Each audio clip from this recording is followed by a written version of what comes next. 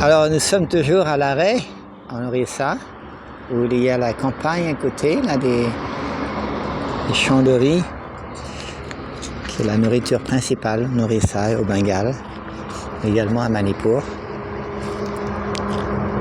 Et là, disons, nous avons terminé le repas que tout le monde a pris avec beaucoup d'enthousiasme. Parce que ça faisait, le véritable repas qu'on a pris, c'était hier matin à Navadvip. Et là, le dévot qui a cuisiné du riz, sabji et du dal. Là, il y en a qui terminent le repas. C'est comme un peu la colonie de vacances.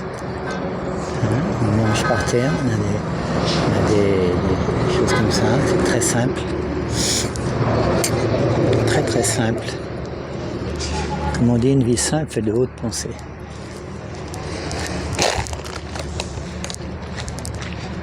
Là, disons, tous les plats sont au nettoyage. Et après, on remet tout dans le bus et on repart. Voilà, ça c'est la vaisselle est là, avec une pompe. Là, on voit tous les plats qui sont nettoyés.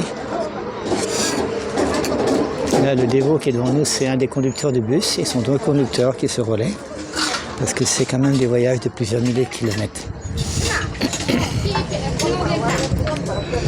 Donc ça, c'est bien sûr l'habit manipuri. Il y a beaucoup de personnes à un certain âge qui ne parlent que le manipuri.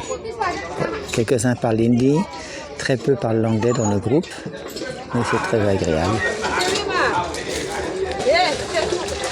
C'est-à-dire que cette tradition de pèlerinage qu'on appelle yatra, ça veut dire pèlerinage, existe depuis très très longtemps en Inde à partir de Manipur. Je me mets par rapport au soleil, toujours au bus. Il y en a qui ont fini de manger, vont faire la vaisselle, remontent dans le bus. L'état de Manipur est originellement un état Vaishnav. Ça veut dire que les responsables de ces états étaient des Vaishnavas et ils ont installé des temples principalement dans 3 régions de l'Inde. Mayapur, Navadvip, Vrindavan, Mathura et Jagannath Puri. C'est pour ça que ces 3 endroits font toujours partie de tous les pèlerinages organisés par les personnes de Manipur. Donc quelquefois, ils dorment dans le bus, quelquefois ils dorment dans des ashrams, comme par exemple à Navadvip. Tout le monde a dormi pendant 2-3 jours au Gopal Mandir. Et quelquefois, ils ont de la nourriture offerte à des bonnes heures, dont le matin, le soir. Quelquefois, c'est plus aléatoire.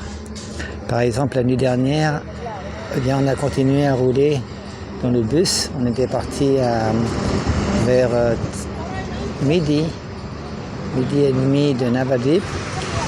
D'abord, c'était pas facile de sortir de Navadvip avec ce style de bus qui est quand même assez grand. Il y a 2 chauffeurs qui se relaient, plus 2 aides qui sont là. C'est-à-dire qu'il y a 4 personnes qui sont là, qui viennent de Manipur avec le groupe pour gérer tout ce qu'on appelle la conduite du bus. Il y a un cuisinier également de Manipur, une personne qui est brahman, qui cuisine.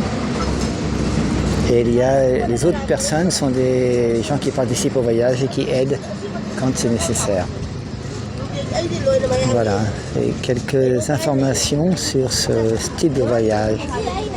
Et la personne ici, qui a plus de 70 ans, c'est le responsable de ce groupe-là.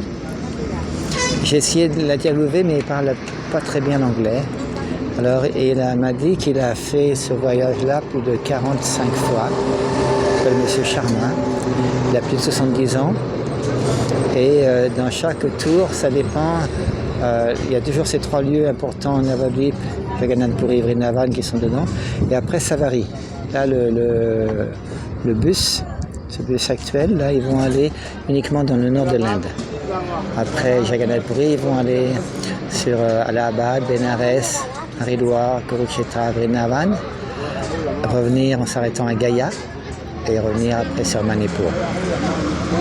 Un des aspects importants de ce pèlerinage, c'est la prière, c'est-à-dire demander la bénédiction à Dieu, à Krishna, Jagannath ou différents noms Narayan, pour avoir la bhakti et également avoir une bonne santé, une bonne facilité.